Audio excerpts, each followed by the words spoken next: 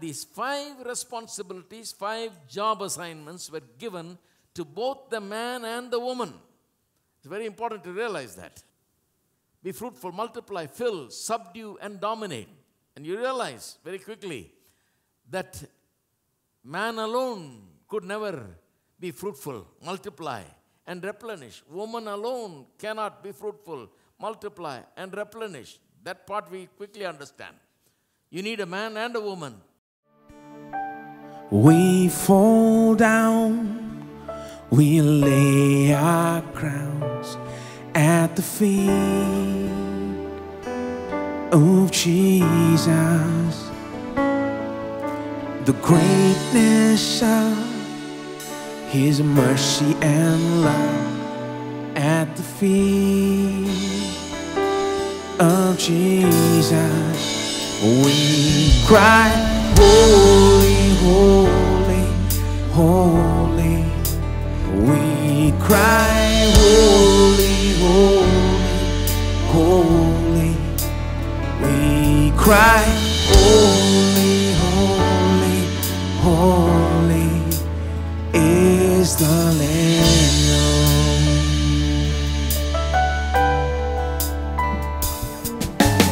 We fall down, we lay our crowns at the feet of Jesus. The greatness of His mercy and love at the feet of Jesus. We cry, holy, holy, holy. We cry, holy, holy, holy. We cry, holy, holy, holy is the Lamb.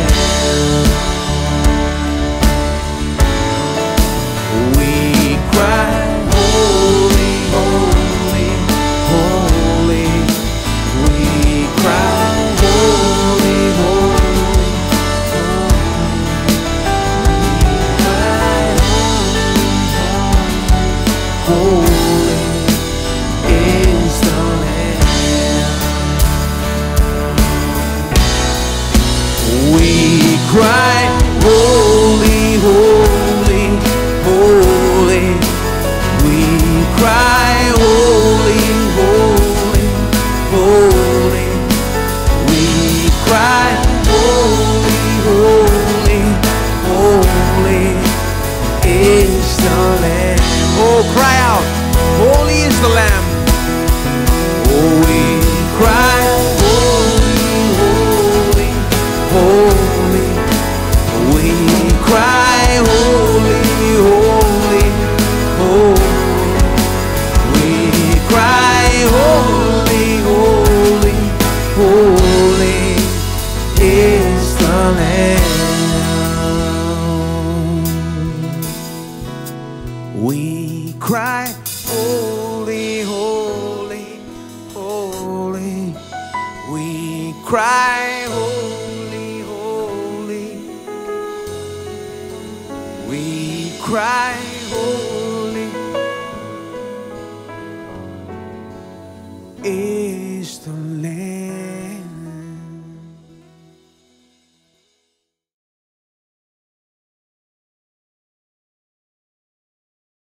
Today I want to talk about, since this is the first day, I want to just take the first few minutes and take you into the passage that I'm going to deal with today. I'm going to talk about how we have gone through Jesus Christ, we've gone from curse into blessings.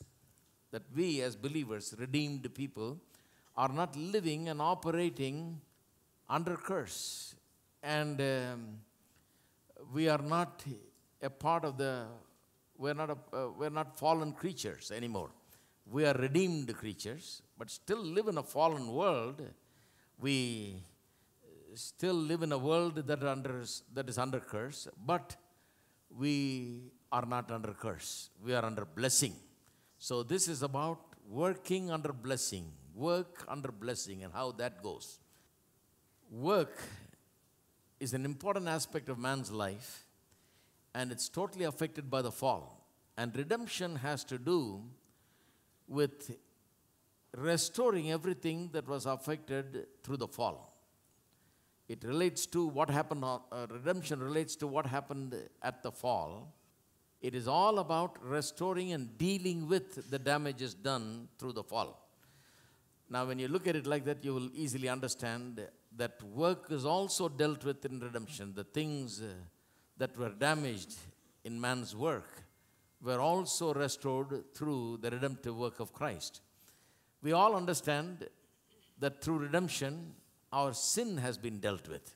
The sin problem has been dealt with. Something has happened to us with regard to sin. We are not set free from a sinful world. We still live in a world of sin. There is sin all around us. Sin is there, present in the world. We are not in heaven where there will be no sin. We are still living in a world where there is sin. We are living among people who are in sin and so on.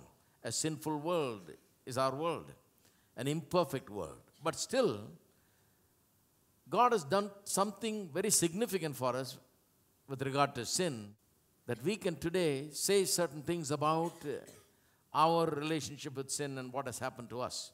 We can say that God has forgiven us our sins. And we can also say that we have power over sins instead of sin having power over us.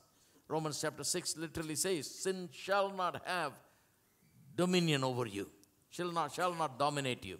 We as Christians can go as far as saying that sin does not dominate us. It does not rule over us anymore. It used to rule over us, but now our position is such, since sin has been dealt with, we have been given power and victory over sin. This much we can say, even though we live in a sinful world, among sinful people and so on. The same thing can be stated about work. See, we live in a world that is fallen and in sin. It's not a perfect world. Work is difficult in this world in that sense. It's an imperfect world. It's a world under curse. But we are a blessed people. We have already moved into God's blessing. And we need to understand how the power of blessing works in our lives today to put us over, to give us victory in the realm of our work. How we can triumph with regard to our work. How we can have victory with issues concerned with our work. How we must believe God for overcoming power even in the realm of our work today in this society. So that is what we're going to be dealing with. So let's first understand what sin did to, what sin and fall did to the work of man, this realm of work. You know, when God first made man, the Bible says in chapter 2, verse 15 of Genesis, we read that God gave man work. He said, till and guard it. Till it means to cultivate it, guard it means to protect it. So man was given a job. Now, Genesis 2:15 has made some people to think that it is man's job to work, and it's not the woman's role to work. God gave work only to woman, to the man, they think. But it is not so, because if you go to chapter 1 and verse 27, it says that God made man, in his image and likeness he made man, male and female he made them. And then verse 28 says this, God blessed them and said, be fruitful, multiply, fill or replenish, subdue and dominate. 5 things he said. Be fruitful, multiply, fill, subdue and dominate. All these 5 things. To be fruitful, multiply, fill, subdue and dominate. All these 5 things is God-given work to both of them. God blessed them, it says. It doesn't say God blessed him, it says God blessed them. And the previous verse says God made them male and female. God made man in his image and likeness, made them male and female. And he blessed them, saying. So it's very clear that the words were spoken over both of them. And these 5 responsibilities, 5 job assignments were given to both the man and the woman. It's very important to realize that. Be fruitful, multiply, fill, subdue, and dominate. And you realize very quickly that man alone could never be fruitful, multiply, and replenish. Woman alone cannot be fruitful, multiply, and replenish. That part we quickly understand. You need a man and a woman to be fruitful, multiply, increase in number, and fill. It is not possible for just a man or just a woman. Both of them have to join together and work together to produce multiplication, fruitfulness, and replenishment, right? And the last two items also, subdue and dominate, means that the whole earth is given in their care so that they may administer everything in this world and make it produce and do whatever they want to. They can produce anything they want, in any quantity they want, in any quality they want. They have it within their power and authority to take this earth and make it do what they want it to do. And they can make innovations and discoveries. And we talked about having dominion, is to come up with new solutions to problems and bring a lot of good to mankind and society in general. Take the authority that God has given to them to subdue and dominate, not only administer, not only to produce from the land that is given to them, but also to bring forth new solution to problems and so on. So all of these things, all of these 5 things, even subduing and domination, is not told just to man or the woman, is told to both of them. They must join together and work on this enterprise of subduing and dominating, of being fruitful, multiplying, and replenishing. They must do these 5 things together, join hands and do it. Such a big job that when God made man, he realized that he needs a helper. Now, I've seen some men say, I'm just the main one, she's the helper, you know. But if you need a helper, then she must not be that bad, you know. The one who needs help can't be that great. You can't say you're the main one and she's just the helper. Helper is not cheap. Helper is very important. Helper is there because you can't do it by yourself. That's why the helper is there. So the helper is not a secondary role. It is a role that is given by God to complement, the things that are missing in the male. The female complements the things that are missing in the female. The male complements. It's a complementary role that God has given. It is not about who is superior and who is inferior. That kind of thinking is wrong. So God made them, male and female, and gave them these responsibilities, these jobs that they are supposed to do. Now, this is the job, these 5 things, basically, given to both of them. And when sin happened and the fall happened, it affected them in their work very significantly. What did it do? If you move to 3rd chapter, verse 14 to the last verse, in 3rd chapter, you read about sin and fall and the punishments that came upon the man, the woman, and the serpent, and so on. There, a lot of details are given. But look at the details about the woman. When God spoke to the woman, he said, in chapter 3, in verse 16, you will read something like this. Chapter 3, verse 16, God says to the woman, I will greatly multiply your sorrow and your conception. In pain you shall bring forth children. Your desire shall be for your husband, and he shall rule over you. Now, we've dealt with this, but think about it in this way. I'm trying to show you how the fall and sin affected man's work, both man and woman, and their work particularly.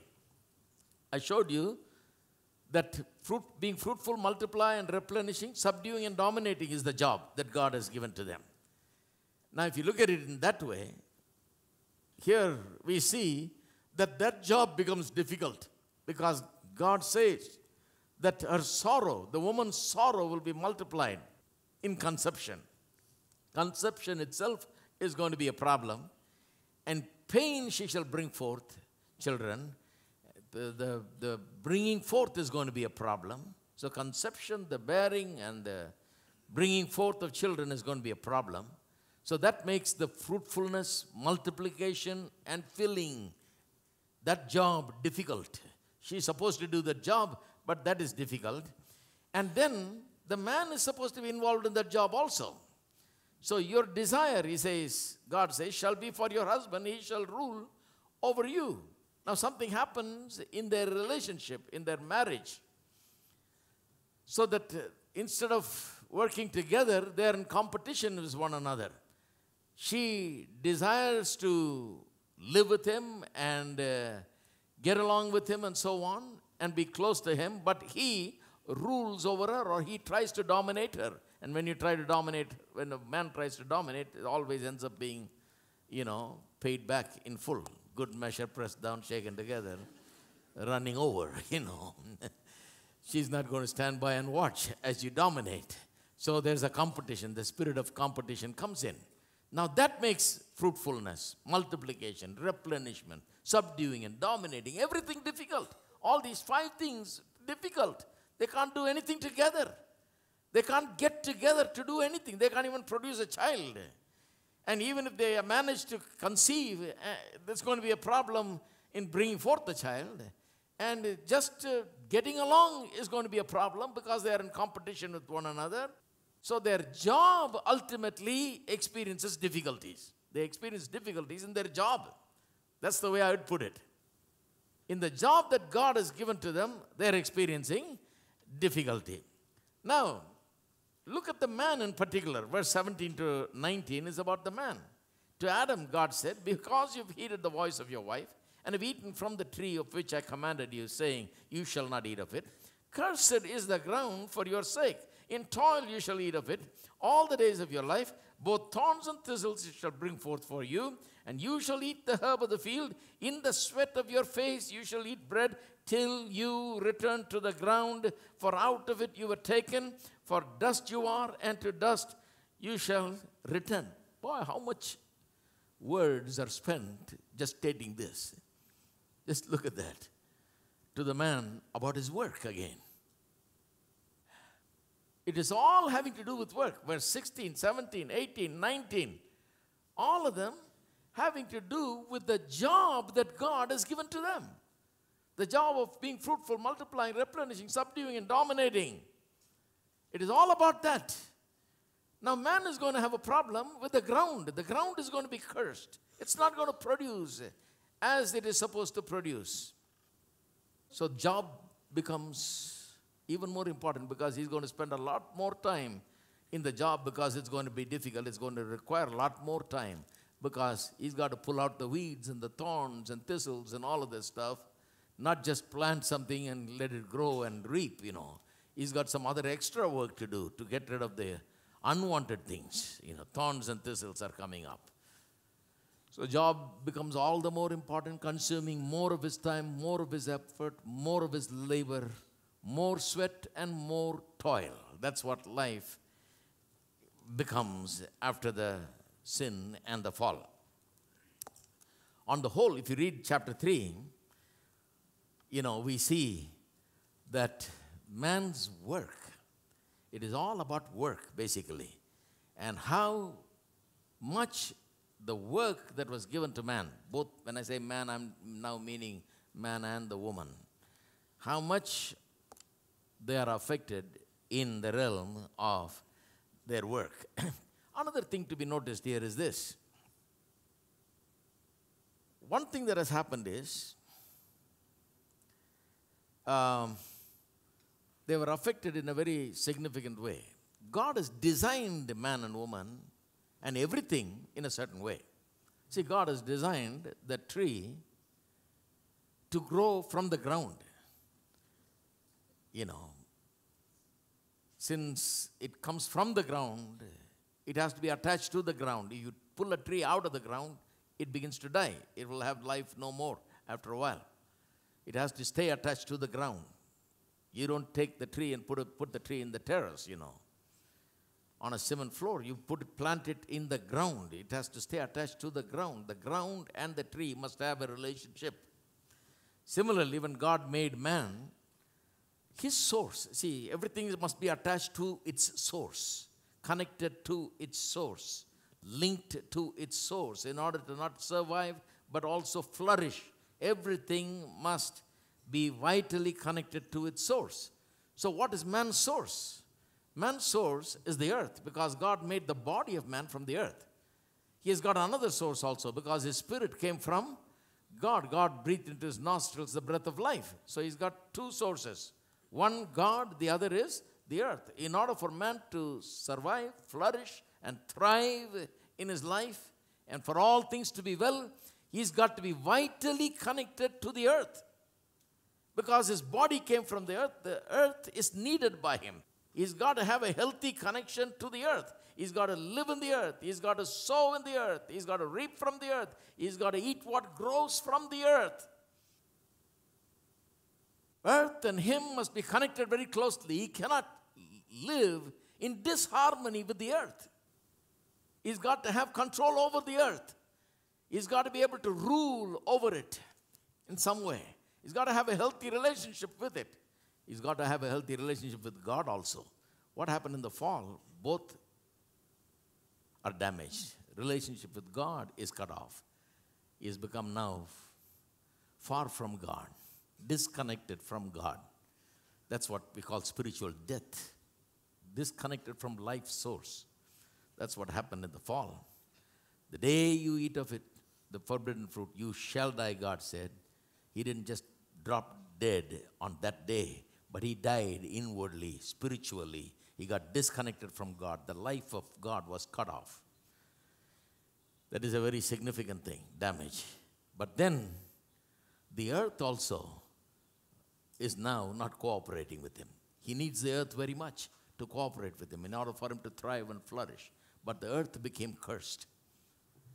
Its status has changed now. It's not going to produce as it should produce. It's going to give him problem. He's going to toil with the earth. He's going to sweat with the earth. And this is his relationship now. Everything has become difficult. Now, as a result, we live in a fallen and broken world. Man was made for work. Work is one of the main things about man. God made man just like himself. God worked 6 days and rested 7th day. God made man for work. But in this life, work has become a problem for man, for both man and the woman. And work has become very difficult for both man and woman. All right. Now, so the thing that was affected very deeply and greatly in man's life is work and the provision that the work brought, the provision that was brought through the work. Work and provision was affected. Now, I think for all of us, it hits the nerve. We understand this thing. Even if we don't understand anything, we understand this. The sin and the fall has terribly affected work and our provision. God has chosen to provide for man through these things that he is supposed to do. And now the work and the provision is affected. So now comes in poverty, the lack and the want and the insufficiency, failures, loss. All of these things enter the picture, which was not there before the fall, before sin and the fall. Now things have changed. The world has become a different world.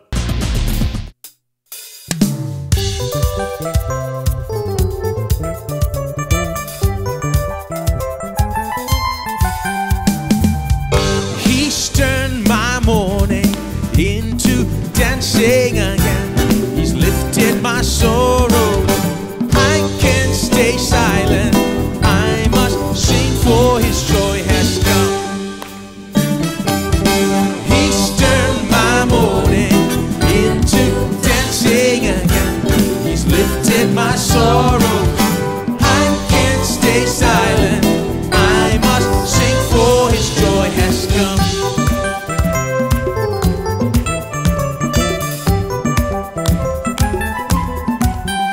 Where there once was only hurt, he gave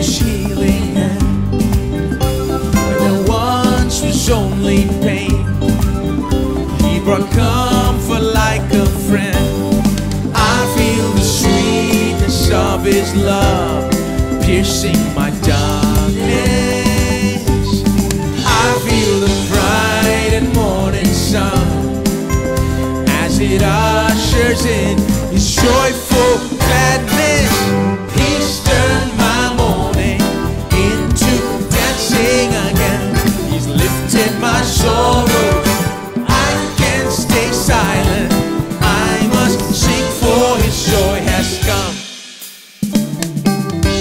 He's turned my mourning into dancing again. He's lifted my sorrow.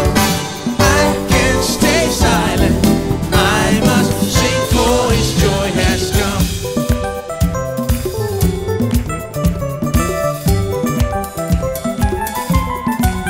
But where there once was only hurt, He gave His healing hand.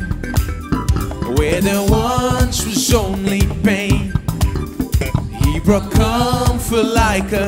Oh, do you feel it? I feel the sweetness of His love piercing my darkness.